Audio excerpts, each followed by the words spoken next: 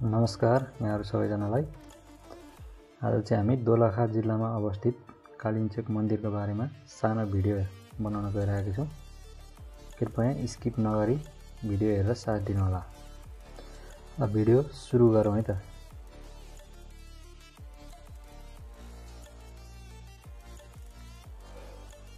कालिन्चोक भगवती मन्दिर दोलखा जिल्लामा अवस्थित एक पवित्र तीर्थस्थल तथा पर्यटकीय स्थल हो।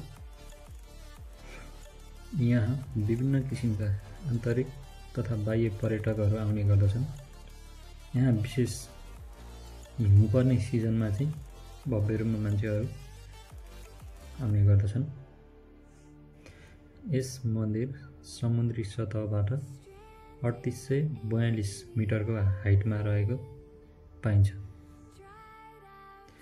यस मन्दिरको बारेमा पहिलाको कुरा गर्ने भने चाहिँ यो रेलिङहरू केही पनि थिएन, यो गेटहरू केही पनि थिएन।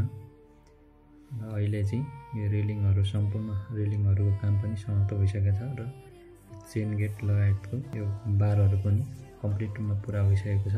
र अझै पनि यो साइडमा चाहिँ एउटा पार्टी निर्माण कार्य हुँदैछ। त्यसले गर्दा अझ थप सुधार हुने हामीले अनुमान गरेका छौं। र यहाँ खाना बस्नको सुविधा चाहिँ राम्रो रहेको छ। यो पुरी बजार कालिन्चोक मन्दिरबाट लगभग आधी घण्टा तलै पुरी बजार भन्ने ठाउँ छ। त्यसमा खाना बस्न राम्रो सुविधा पाइन्छ।